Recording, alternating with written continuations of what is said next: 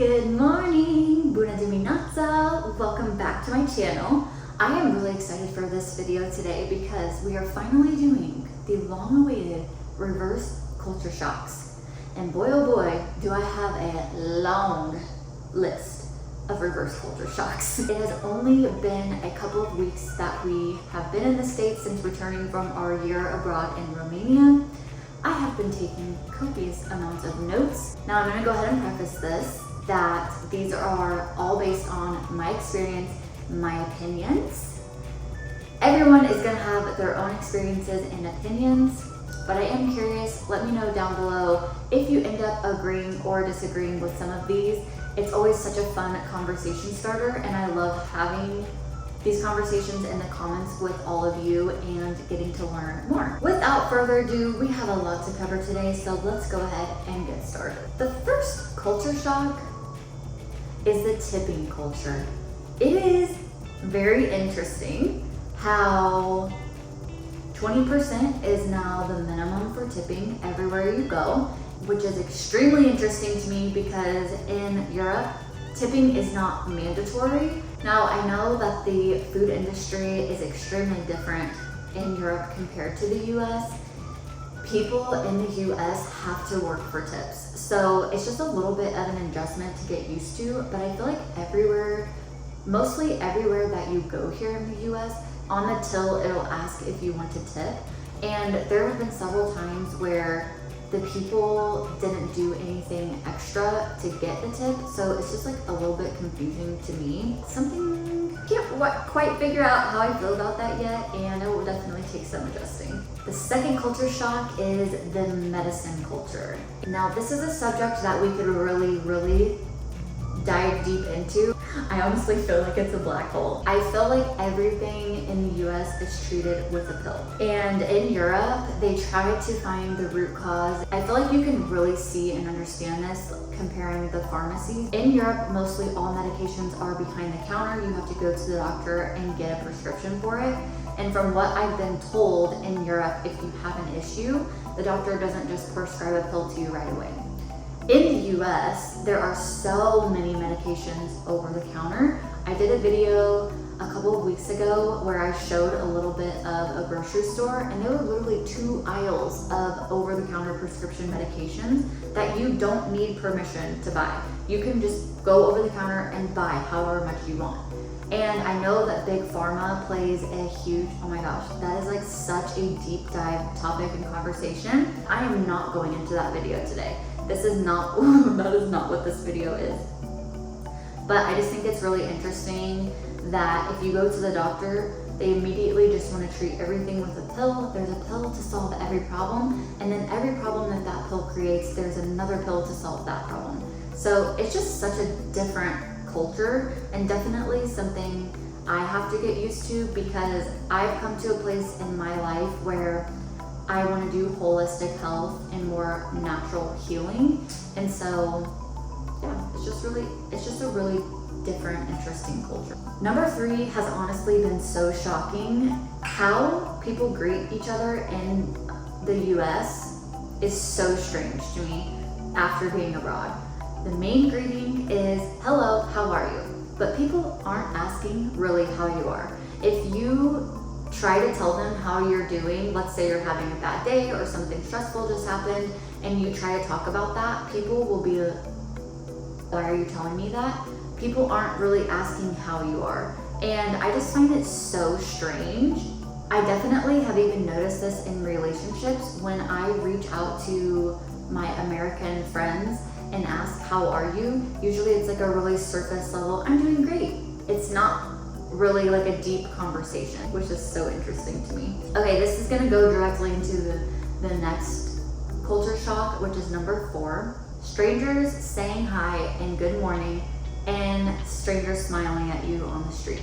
Now, some of you in the comments don't believe that this is actually how the US is, but I can guarantee you, I need to get some footage of us on walks, but people smile at you, people wave at you, they say good morning, they say hello, and you have no idea who they are. And this is everywhere in the US. I honestly find saying hello or good morning to a stranger really endearing. That doesn't necessarily creep me out, but sometimes the smiling can definitely creep me out.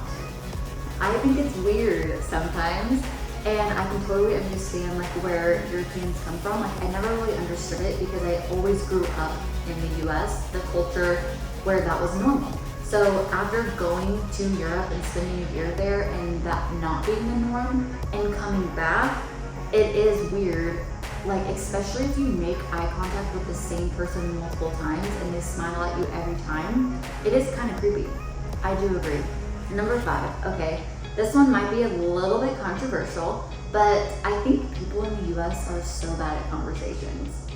I think I reached out to like 15 people in my area trying to build a connection and learn more about them. Either the people only talk about themselves and they don't ask you any questions, or they're always just talking about work. Like how busy they are, how much work they have, how stressful work is, what college they went to, which is like so great, and that's awesome that people are proud of their job and proud of their work. But after living in Europe, I can't even remember one time that somebody in Europe asked what I did for work. And I've been asked that more here, literally in the last week, than I did a whole entire year living abroad. It's just really interesting to me. I'm gonna tie this into my next point, number 6, which is small talk, because I feel like most American conversation is small talk conversation, but I wanna know about your hobbies, your life, your traumas, your life experiences, places you visited, what you've learned about yourself, what you've learned about other cultures, other people. Like I'm so much more interested in that than how many bug bites you got over the weekend or the weather. Like I can see that it's raining outside. I don't need you to tell me that. I feel like people in the US are so bad at having conversations. Number 7 is that you have to buy furniture for your apartment. Now I knew coming back to the States that we were gonna have to furnish our apartment. It's so expensive to furnish a whole apartment. And then when you move, if the furniture doesn't fit, then you have to buy new stuff. And I just feel like it doesn't really make sense to me. I love the way that Europe does apartment renting where the furniture comes with the apartment. It just makes so much more sense to me.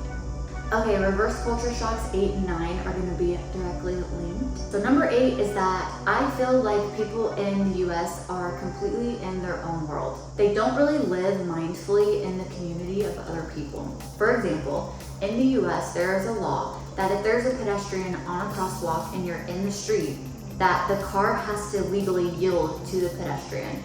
There have been multiple times where we have almost been hit in the middle of the road crossing a crosswalk because people don't yield to you. And I just feel like, number 1, people aren't used to walking here, so I can kind of understand, like in Europe it's so normal to see people crossing the road, but I just find it so shocking that you can't just expect people to stop. I just feel like people kind of just live in their own little world and they're not really thinking about what others are doing or how to work together as a community, in my opinion.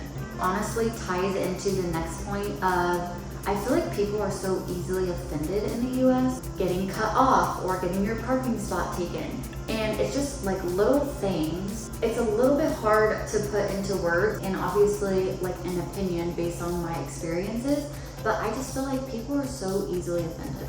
Culture shock number 10, there is almost no smoke. In Europe, I feel like people were constantly smoking, even when you were eating out at restaurants.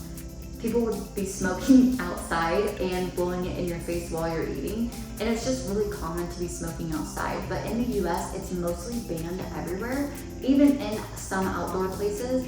So I do like being able to be out and about and not really having to like smell that or have it blown in your face. The 11th reverse culture shock is the beauty standards. I feel like in Romania and generally in Europe, women really embrace their natural beauty. I would see so many women going out in public with acne or skin imperfections and not covering it up with a full face of makeup. Even these no makeup trends that are coming around is still like a full face of makeup. So it's just really interesting how the beauty standards are different. Reverse culture shock number 12 is that you have to really read the ingredients in your food. I know we've talked about this so many times on this channel, but there are so many ingredients that aren't banned in the US that you have to look and read your products, especially food colorings. Hormones are added to chicken, eggs, steak, all kinds of things. In Europe, there are definitely more regulations in place to prevent those types of things getting into the community. Reverse culture shock number 13. It's so easy to feel overdressed here. If you go out into public in the US, it is honestly shocking the things that people wear outside in public. I have seen more pajamas in this last 3 weeks than I had the entire year we were living in Romania. I kind of respect it in a certain manner, that it's nice to be able to just go out and literally wear whatever you want. If you wanted to roll out of bed, you could, and that's so normal. But I do really appreciate that in Europe, people take the time and care to just put on an outfit that looks nice. I truly appreciate, and sometimes that leads to me feeling extremely overdressed out in public. Reverse culture shock number 14, the server taking your card at the table when you pay at a restaurant. In Europe, they bring a digital device to the table for you to pay, but in the US, they actually will take your credit card to the back, pay, and then bring the card back to the table. Doesn't really bother me either way, just something that I observed and something I thought was interesting. Reverse culture shock number 15. You cannot find sparkling water very easily here. It's so tragic to me because I became obsessed with sparkling water in Europe. When you go out to eat, they ask, do you want still or sparkling? And when we first moved back to the US a couple of weeks ago, at restaurants, I was asking, can I have sparkling water? And they don't have it in most restaurants. So I literally have to go to the grocery store, buy my own sparkling water, and take it to the restaurant with me if that's what I want. Culture shock number 16 is how freaking big everything is in the US. Holy cow, the grocery stores are like a warehouse. They are gigantic. There are so many aisles and so many products. It's honestly overwhelming. The roads are so big, the apartment buildings are so big, the houses are so big. Everything is just gigantic. It's crazy. If you've recently come to the US, let me know which culture shocks you found true. And if you're from the US, let me know if you noticed any of these in the culture now that I've pointed them out. There is going to be a part 2 coming because, like I said, we have a lot to cover. Thank you so much for experiencing life, learning, and growing with me today, and I can't wait to see you in the next one. Bye.